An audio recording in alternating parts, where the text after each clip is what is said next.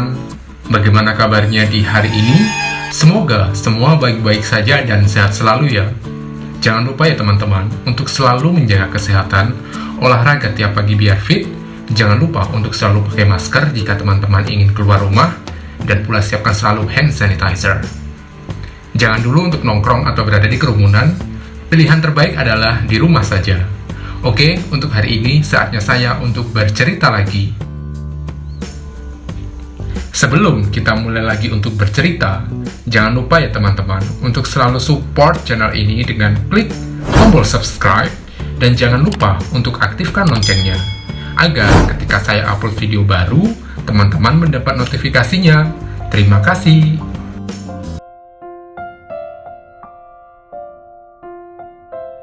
Di video kali ini, saya ingin melanjutkan cerita hubungan saya dengan Joe.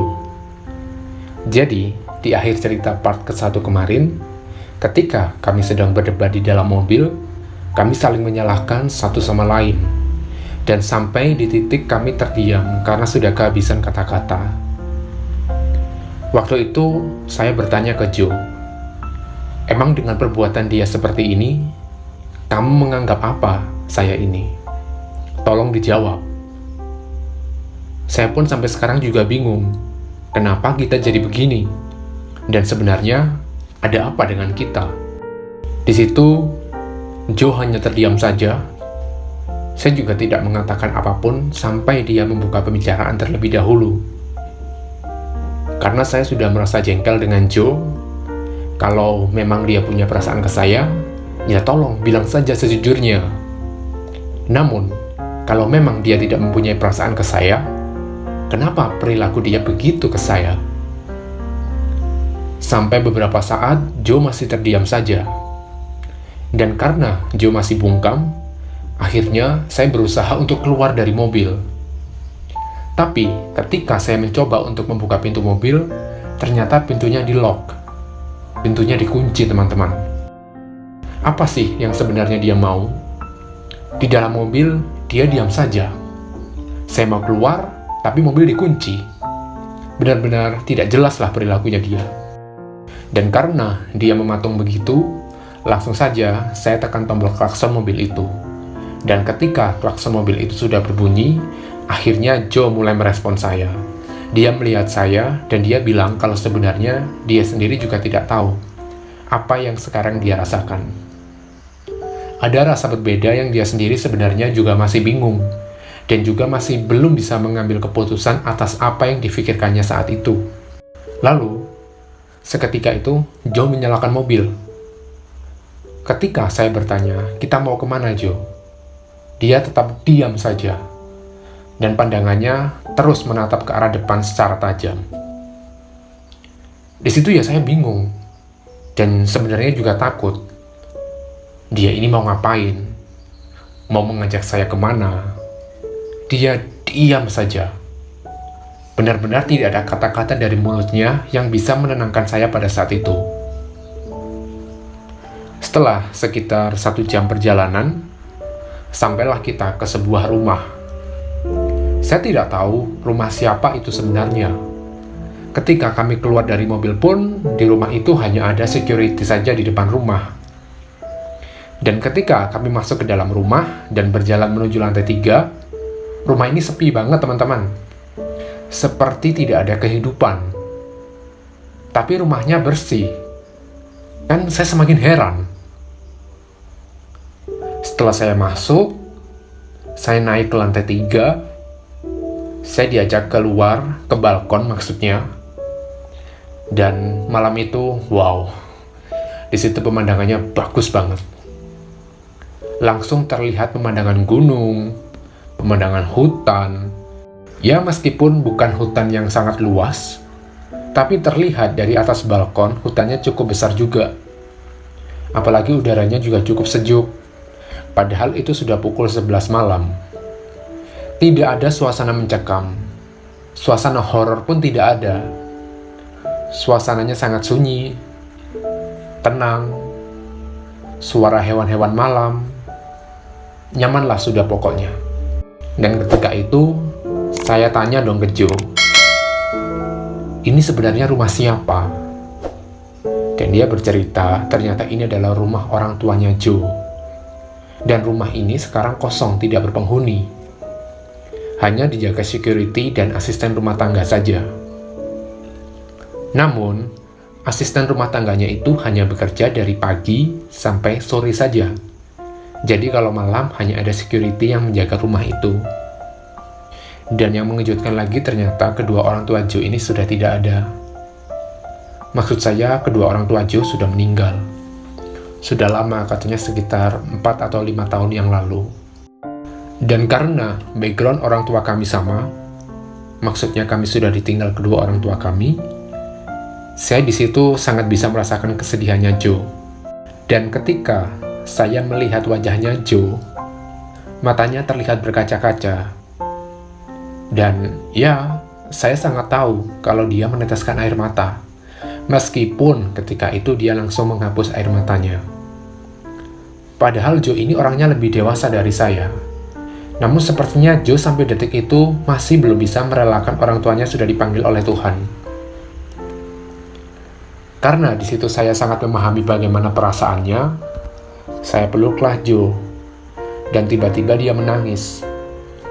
Benar-benar menangis. Yang bagaimana ya? Ya pokoknya saya bisa memahami lah kesedihan dia. Cukup lama saya memeluk Joe sampai akhirnya Joe mulai agak tenang.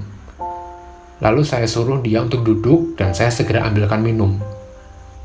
Setelah dia sudah minum dan sudah tenang, saya mulailah membuka percakapan lagi dengan Joe. Saya ingin mencairkan suasana. Karena keadaannya yang sekarang sedang kalut banget teman-teman. Di situ saya memberitahu kalau sebenarnya background orang tua kami sama. Orang tua kami sudah dipanggil Tuhan. Maksudnya orang tua saya sudah dipanggil Tuhan. Dan saya pun bilang ke Joe kalau kita harus ikhlas. Tidak bisa kita terus meratapi hal itu. Karena usia seseorang pasti sudah digariskan oleh Tuhan. Dan bagi kita-kita yang masih diberi usia oleh Tuhan, perbanyaklah berbuat yang baik, dan jangan lupa untuk selalu beribadah. Dan juga selalu doakan orang tua agar mereka tenang di alam sana. Setelah saya berbicara seperti itu, tiba-tiba Joe memeluk saya. Kali ini pelukannya erat banget. Dan di situ Joe tiba-tiba mencium saya dan membelai rambut saya. Lalu Joe akhirnya mengungkapkan ketertarikannya ke saya. Dia bilang kalau semakin lama dia tidak mengutarakan isi hatinya, dia nanti akan semakin bingung. Dan sekarang adalah saat yang tepat untuk mengungkapkan isi hatinya. Ya di malam itu ya saya senang. Akhirnya hubungan saya dan Joe tidak menggantung lagi. Dan dia juga sudah berkomitmen untuk menjalin hubungan serius dengan saya. Namun ya ada rasa sedihnya juga malam itu melihat Joe yang menangis. Karena dia masih memikirkan orang tuanya. Namun ya malam itu juga semua sudah terkendali. Joe sudah mulai tenang, dan dia setidaknya sudah tidak sedih, dan mulai bisa untuk mengikhlaskan orang tuanya. Dan di malam itulah akhirnya kami resmi berpacaran. Namun ya kami tidak mungkin menunjukkan di muka umum bagaimana keadaan kami waktu itu. Jika di luaran sana, ketika kami sedang jalan berdua, ya seperti biasanya kami menjadi seperti teman. Dan ketika Joe berdekatan dengan seseorang, entah itu cewek atau cowok, saya juga sudah tidak cemburu lagi. Karena saya sudah percaya kalau dia tidak mungkin akan berpindah ke lain hati. Singkat cerita, setelah 1 tahun berpacaran dengan Joe, mulailah ada keretakan-keretakan dalam hubungan kami. Keretakan ini bukan berasal dari orang ketiga atau karena ada perselingkuhan. Bukan begitu. Ada beberapa hal yang mulai membuat saya jadi merasa terganggu dengan hubungan kami. Seperti judul di video ini, saya mulai mendapat ancaman-ancaman yang membuat hidup saya setiap hari jadi tidak tenang. Kalau hanya ancaman-ancaman ringan saja, it's no problem for me. Tapi ini ancaman yang sangat serius dan sangat membahayakan hidup saya. Awal saya masih belum tahu siapa sebenarnya dalang dari ancaman-ancaman ini dan kenapa oknum ini mengancam saya. Apakah saya pernah membuat kesalahan pada orang itu? Saya tidak tahu. Dan ancaman-ancaman ini tidak 1 atau 2 kali saja terjadi. Sering banget teman-teman. Seperti ada surat ancaman yang dikirimkan ke rumah saya. Ada telepon-telepon bernada kasar yang saya terima. Namun anehnya, saya pun tidak bisa mengetahui orang yang menelpon saya itu. Maksudnya, saya tidak tahu ini suara laki-laki atau suara perempuan. Pokoknya suaranya tuh aneh banget lah teman-teman. Ya tidak seperti laki-laki, tidak seperti perempuan, atau ya pokoknya saya tidak tahu. Nomornya pun selalu pakai private number. Jadi saya tidak bisa di-tag dong nomor ini dari mana, siapa, ataupun di kota mana. Kalau menurut teman-teman nih, sebenarnya siapa sih oknum yang mengancam saya ini? Coba teman-teman tebak deh, tulis di komentar bawah. Awalnya, saya tidak mengira kalau oknum ini ternyata... Jadi teman-teman, ternyata cerita ini akan saya lanjutkan di next video teman-teman. Tunggu part ketiganya ya. Oke, sampai di sini dulu saja cerita kali ini. Semoga di hari ini teman-teman dilancarkan semua aktivitasnya. And don't forget to be strong, be positive person, keep healthy every day. See you on the next video. Bye-bye.